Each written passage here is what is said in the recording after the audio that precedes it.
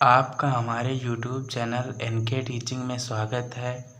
इस वीडियो में आज हम केमिस्ट्री का पहला चैप्टर जो कि क्लास 11th और नीट और जीई के स्टूडेंट और अन्य सभी कम्पिटिटिव एग्ज़ाम्स और एंट्रेंस एग्ज़ाम्स के लिए बहुत महत्वपूर्ण है, इसकी चर्चा करेंगे। आज हम इस वीडियो में रसायन विज्ञान की कुछ मूल अवधारणाओं, जिसे इंग्लिश में सम बेसिक कॉन्सेप्ट ऑफ के विषय में बात करेंगे, अर्थात चर्चा करेंगे कि केमिस्ट्री में कौन कौन से सिंपल रूल हैं और अन्य चर्चा भी करेंगे। पहला पॉइंट जो है वो आप सभी लोग जानते होंगे।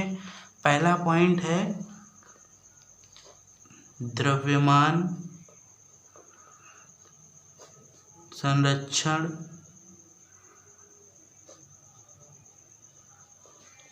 नियम, इंग्लिश में इसे कहते हैं law of conservation of mass. ये आप लोग पहले से ही जानते होंगे। इसमें ये बताया गया होता है कि द्रव्यमान को ना ही नष्ट किया जा सकता है और ना ही उत्पन्न किया जा सकता है। द्रव्य अविनाशी होता है, अर्थात किसी भी अभिक्रिया में अभिकारकों का कुल द्रव्यमान अभिक्रिया के दौरान उत्पाद प्राप्त होने पर कुल द्रव्यमान के बराबर होता है। इसे द्रव्यमान संरक्षण नियम कहते हैं।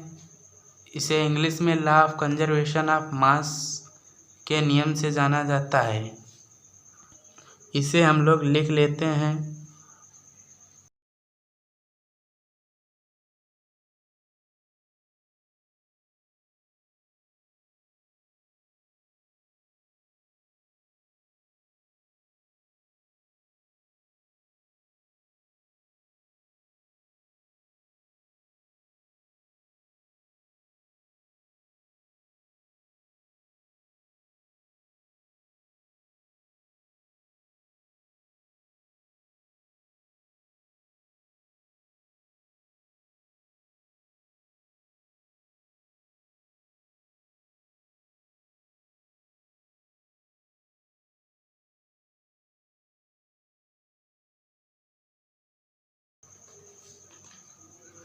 इस नियम के अनुसार द्रव्यमान को ना ही नष्ट किया जा सकता है और ना ही उत्पन्न किया जा सकता है।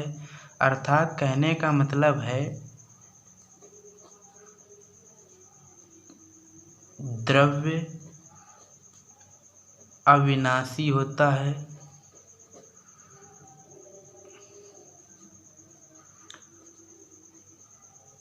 अर्थात इसको नष्ट नहीं किया जा सकता है। इसे हम लोग एक रिएक्शन के माध्यम से समझते हैं। जैसे हमारे पास एक रिएक्शन दी है,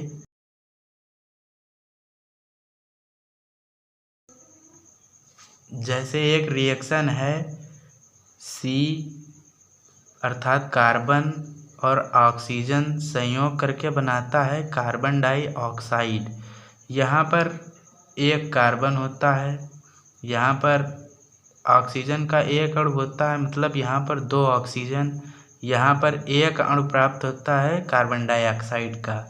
हमको पता है कि कार्बन का परमाणु द्रव्यमान कितना होता है, 12 होता है, और यहाँ पर ऑक्सीजन 2 हैं तो 2 गुणे ऑक्सीजन का 16 होता है, और यहाँ पर उत्पाद प्राप्त हो रहा है, अर्थात यहाँ पर बराबर का निशान लगाएंगे।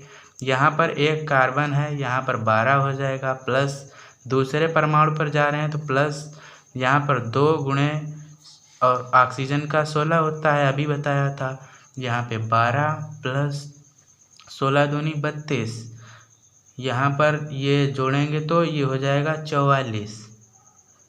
अब यहाँ पर भी देख लेते हैं, 12 प्लस यहाँ पर 32 और यहाँ पर जोड़ेंगे तो 44। इसका मतलब ये है कि अगर यहाँ पर 44 ग्राम होगा तो इधर उत्पाद में भी 44 ग्राम ही प्राप्त होगा। इसीलिए यहाँ पर कहा गया है, इसे द्रव्यमान संरक्षण का नियम कहा जाता है। और एक और उदाहरण हम लोग देख लेते हैं, जैसे अगर हाइड्रोजन और ऑक्सीजन की अभिक्रिया कराते हैं तो H2O प्राप्त होता है। इस रिएक्शन को पहले बैलेंस कर लेंगे। यहाँ पर हाइड्रोजन 2 हैं, यहाँ पर ऑक्सीजन 1 है। ऑक्सीजन को 2 करने के लिए यहाँ 2 से मल्टीप्लाई कर देते हैं। अब यहाँ पर हाइड्रोजन 4 हो जाते हैं तो यहाँ पर भी 2 से मल्टीप्लाई कर देते हैं। ठीक है, यहाँ पर 1 होता है, ये 2 मिला है, यहाँ पर 2। अब हम लोग देख लेते हैं, ये हाइड्रोजन, यहाँ पर हाइड्रोजन के आगे 2 लिखा है, 2 लिख लेंगे, यहाँ पर गुणा करेंगे। यहाँ पर हाइड्रोजन देखो 2 हाइड्रोजन है, यहाँ पर हाइड्रोजन का परमाणु द्रव्यमान कितना होता है, 1 होता है। यहाँ पर प्लस, यहाँ पर 1 ऑक्सीजन है तो 1 के लिए मल्टीप्लाई में 1 लिखें या ना लिखें कोई फ़र्क नहीं पड़ता है। यहाँ पर ऑक्सीजन 2 गुणे, यहाँ पर ऑक्सीजन का परमाणु द्रव्यमान 16 बराबर, यहाँ पर 2 दिया है, यहाँ पर हाइड्रोजन देख लो 2 दिए गए हैं, 2 गुणे 1 हो जाएगा, प्लस नए परमाणु पर जा रहे हैं, प्लस का निशान लगेगा। ऑक्सीजन कितना होता है, 16 होता है, तो ऑक्सीजन 16 लिख लेंगे। यहाँ पे 2 गुणे 2 एकम 2 हो जाता है, प्लस 16 दूनी 32 इक्वल टू कितना रहेगा, 2, 2 एकम 2 और 16 2 18 हो जाता है। 2 दूनी 4 प्लस 32 बराबर 18 दूनी 36। 32 और 4 कितना, 36 होता है, 36 और इधर भी 36। मतलब अगर इधर अभिकारक का द्रव्यमान अगर 36 ग्राम होगा तो उत्पाद भी 36 ग्राम प्राप्त होगा। आप लोग इस चीज़ का स्क्रीनशॉट ले लीजिए, बाद में इसे आप कॉपी पर नोट डाउन कर सकते हैं। अब दूसरा पॉइंट है हमारे पास स्थिर अनुपात का नियम।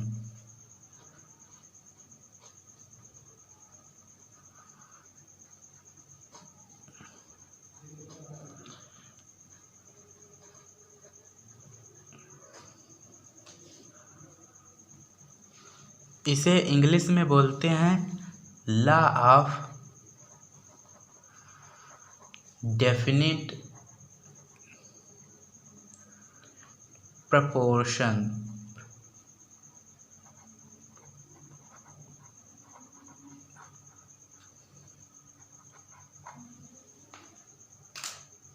इस नियम के अनुसार इसमें बताया गया है, इसमें कोई भी यौगिक चाहे उसे किसी भी स्थान से लिया गया हो या उसे किसी भी विधि से बनाया गया हो, उसमें भाग लेने वाले परमाणुओं का अनुपात स्थिर होता है। इसे स्थिर अनुपात का नियम कहते हैं। ये नियम ऐसे समझ में नहीं आ रहा होगा, इसे जब हम उदाहरण से बताएंगे तो आप लोगों की समझ में आ जाएगा।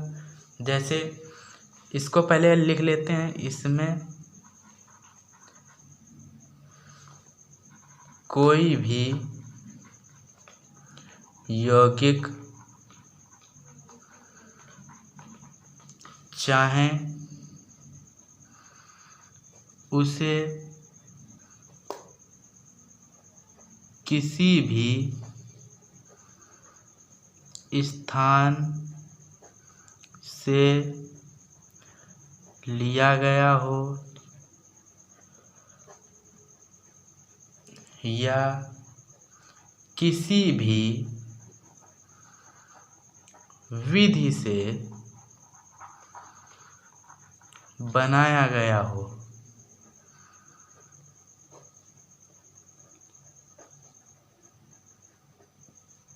उस यौगिक में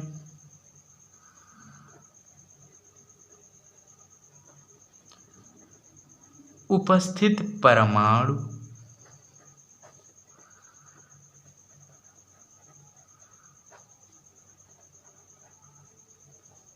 का अनुपात सदैव स्थिर रहता है।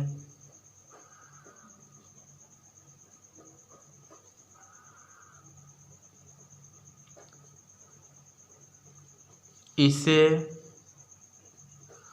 ही स्थिर अनुपात का नियम कहते हैं। इसका उदाहरण जब हम लेंगे तो आप लोगों को बहुत अच्छे से समझ में आएगा। चलो इसका उदाहरण ले लेते हैं। जैसे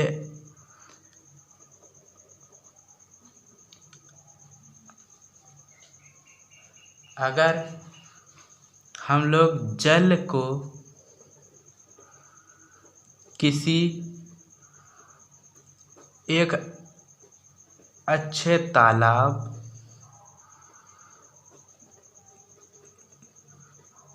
या किसी समुद्र से ले लें तो हमारे पास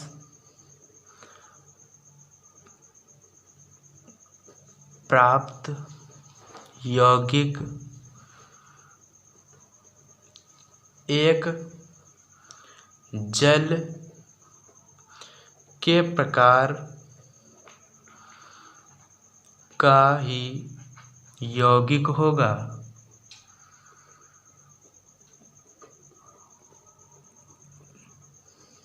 जैसे यदि हम तालाब का पानी लेकर आते हैं तो उसमें भी H2O होगा, और हम समुद्र का पानी लेकर आते हैं तो उसमें भी H2O ही होगा। यहाँ पर हाइड्रोजन का कितना,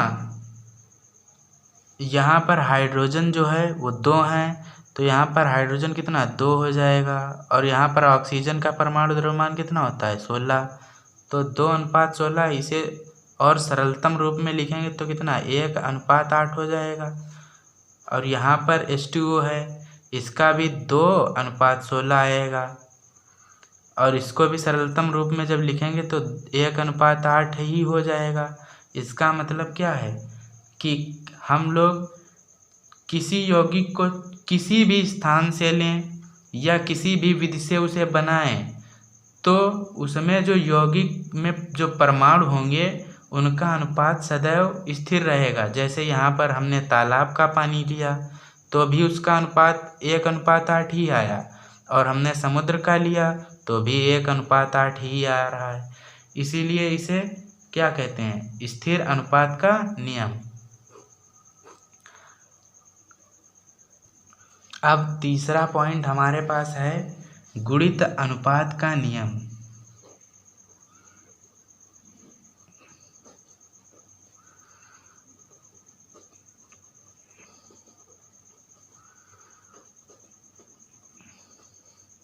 इसे इंग्लिश में कहते हैं मल्टीपल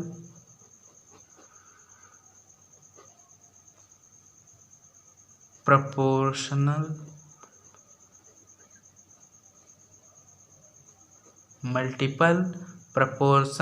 लॉ।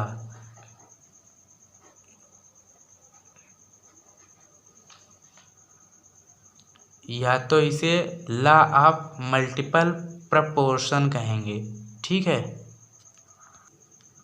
इस नियम को इस प्रकार समझाया जा सकता है कि जब 2 तत्व परस्पर रासायनिक संयोग करके 2 या 2 से अधिक यौगिक बनाते हैं तो एक तत्व के समान द्रव्यमान से संयोग करने वाले दूसरे तत्व के द्रव्यमान में एक सरल अनुपात होता है। इसे ही गुणित अनुपात का नियम कहते हैं। इसको पहले हम लोग नोट डाउन कर लें। जब 2 तत्व परस्पर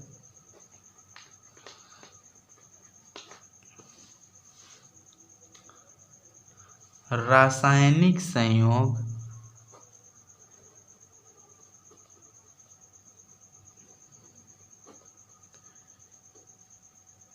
करके 2 या 2 से अधिक यौगिक बनाते हैं तो एक तत्व के समान द्रव्यमान से संयोग करने वाले दूसरे तत्व के द्रव्यमान में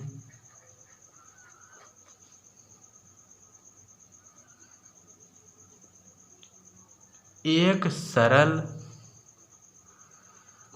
अनुपात प्राप्त होता है। इसे ही गुणित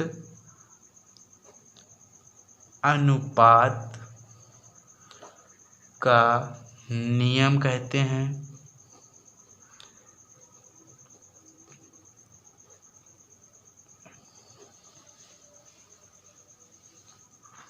इसका जैसे हम लोग उदाहरण लेते हैं,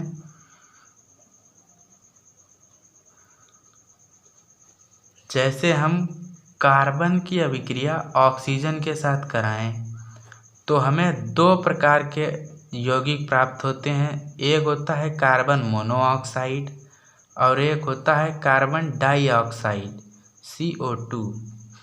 अब यहाँ पर देख लीजिए, यहाँ पर C जो है 12 है और ऑक्सीजन का 16 है परमाणु द्रव्यमान। यहाँ पर कार्बन का 12 और यहाँ पर ऑक्सीजन का कितना हो जाएगा 32।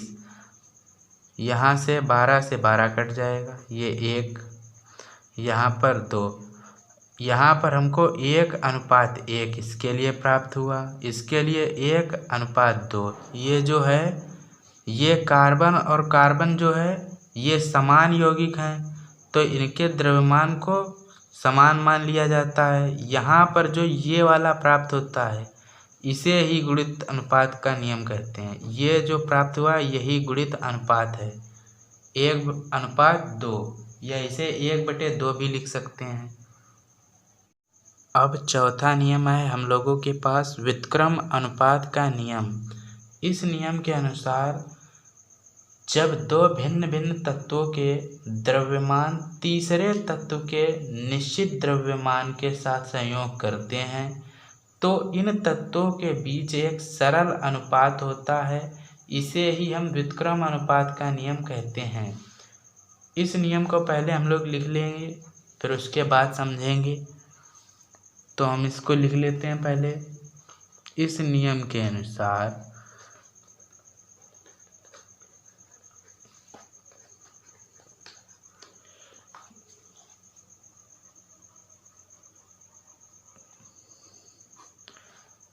जब दो भिन्न भिन्न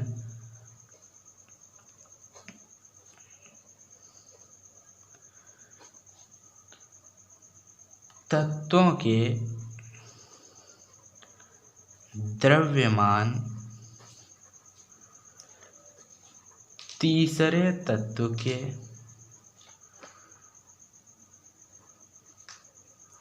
निश्चित द्रव्यमान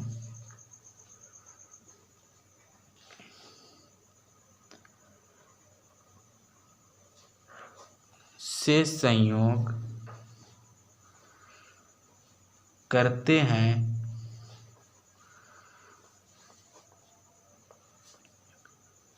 तो इन तत्वों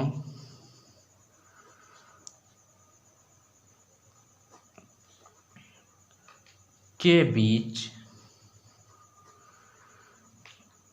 एक सरल अनुपात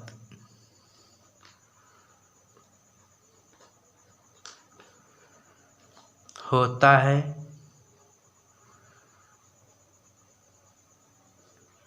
इसे ही व्युत्क्रम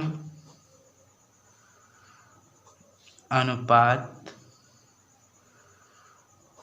का नियम कहते हैं।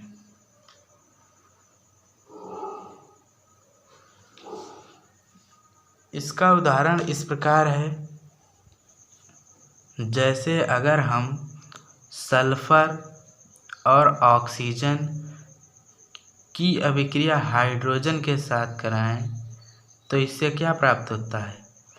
एक तो H2S प्राप्त होगा इससे, और जब इधर हाइड्रोजन ऑक्सीजन के साथ रिएक्शन करेगा तो H2O प्राप्त होगा।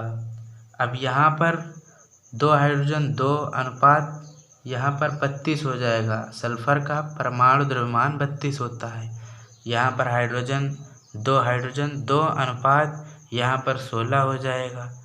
अब ये जो 2 परमाणु हमने भिन्न भिन्न लिए थे, ये जब आपस में संयोग करेंगे तब बनाएंगे SO2, और जिसका अनुपात होगा 32:32, क्योंकि सल्फर का परमाणु द्रव्यमान 32 होता है और ऑक्सीजन का परमाणु द्रव्यमान 16 होता है, और यहाँ पर 2 ऑक्सीजन है तो ये 32 हो जाएगा। ठीक है। यहाँ पर अब हम लोग बात करते हैं, जो सल्फर और ऑक्सीजन का अनुपात है वो कितना है? 32/16। अलग अलग परमाणुओं का जो है वो अनुपात 32/16, मतलब 2 और यहाँ पर 1, ये 2:1, या इसे क्या लिख सकते हैं? 2/1 लिख सकते हैं या नहीं? और अब यहाँ पर जो ये सल्फर और ऑक्सीजन जो मिलकर यौगिक बनाए हैं SO2 के द्रव्यमान का अनुपात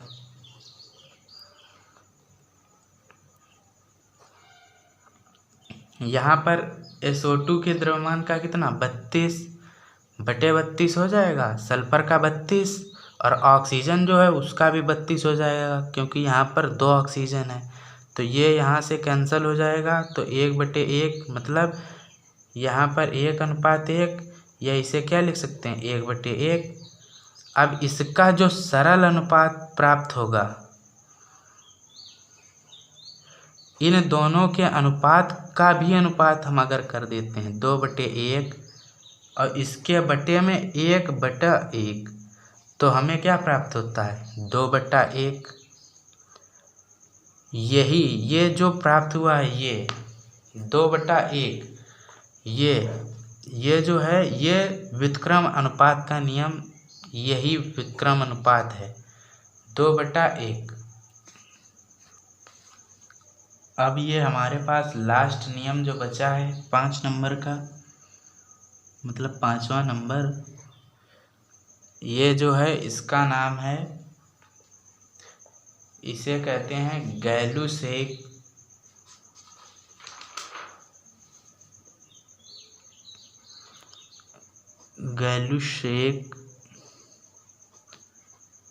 अनुपात का नियम।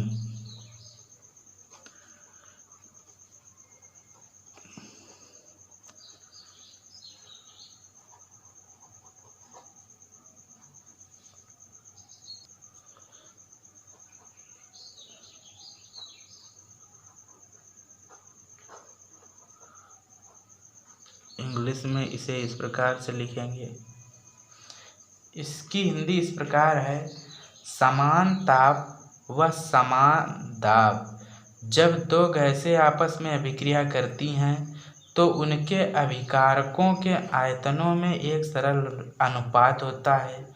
यदि उत्पाद भी गैस प्राप्त हो तो उनके आयतन में एक सरल अनुपात प्राप्त होता है।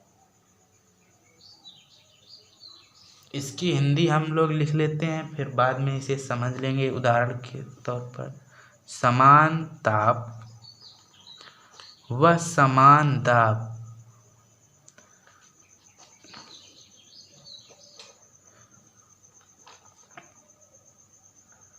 पर जब 2 गैसें आपस में अभिक्रिया करती हैं तो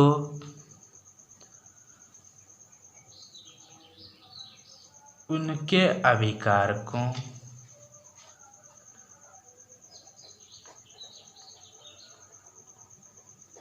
के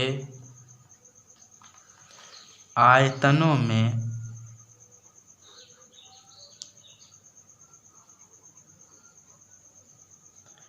एक सरल अनुपात प्राप्त होता है। यदि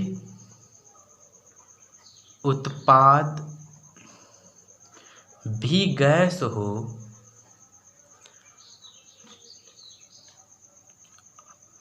तो उनके आयतनों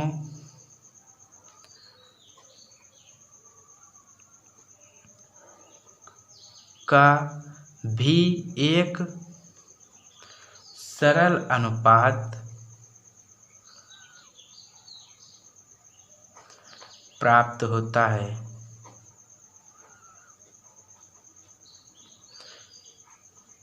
जैसे उदाहरण, अगर हम लोग हाइड्रोजन एक गैस है, इसकी अभिक्रिया क्लोरीन Cl2 ये भी एक गैस है के साथ कराते हैं तो HCl ये गैस प्राप्त होती है। इसको बैलेंस करने के लिए यहाँ पर 2 लगा दीजिए, 2 हाइड्रोजन 2 हाइड्रोजन 2 क्लोरीन 2 क्लोरीन हो जाते हैं। ये रिएक्शन बैलेंस हो जाती है। यहाँ पर देख सकते हैं आप लोग, यहाँ पर 1 होगा, यहाँ पर भी 1 होगा और यहाँ पर 2 पहले से लिखा है। इसका मतलब है यहाँ पर एक आयतन, यहाँ पर भी एक आयतन, यहाँ पर 2 आयतन। इसका मतलब ये है, यदि हम लोग 1 ml हाइड्रोजन की अभिक्रिया 1 ml क्लोरीन के साथ कराते हैं तो हमको जो उत्पाद प्राप्त होगा वो 2 ml प्राप्त होगा। इस नियम पर बेस्ड हम लोग एक क्वेश्चन देख लेते हैं जिससे ये बहुत अच्छे समझ में आ जाएगा। जैसे कि क्वेश्चन दिया गया है, जब 100 ml मीथेन CH4 को जलाया जाता है तो CO2 तथा जल प्राप्त होता है। आवश्यक ऑक्सीजन तथा प्राप्त CO2 का आयतन ज्ञात कीजिए। इसको सॉल्व करने के लिए पहले हम लोग रिएक्शन लिख लेते हैं। यहाँ पर CH4 इसकी अभिक्रिया O2 के साथ, यहाँ पर जो मीथेन गैस होती है वो O2 के साथ जलाई जाती है तो यहाँ पर बनता है CO2 प्लस जल। जैसा कि क्वेश्चन में भी बताया गया है, CO2 तथा जल प्राप्त होता है। इसको बैलेंस करने के लिए यहाँ पर देखिए, सबसे पहले हाइड्रोजन बैलेंस करने के लिए यहाँ पर 2 लगा दीजिए। यहाँ पर अब ऑक्सीजन 2, यहाँ पर 2, यहाँ पर 4 हो गए तो यहाँ पर 2 लगा दीजिए। ये रिएक्शन बैलेंस हो गई है।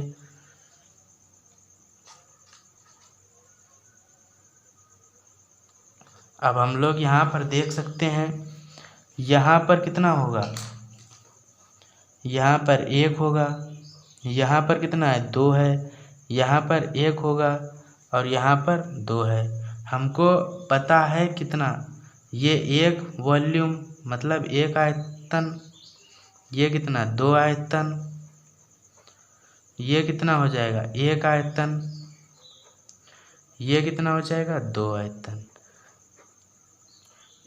इसका मतलब क्या है, यहाँ पर 1 वॉल्यूम मतलब ये जो यहाँ पर 100 ml दिया गया है वो यहाँ पर 100 ml है।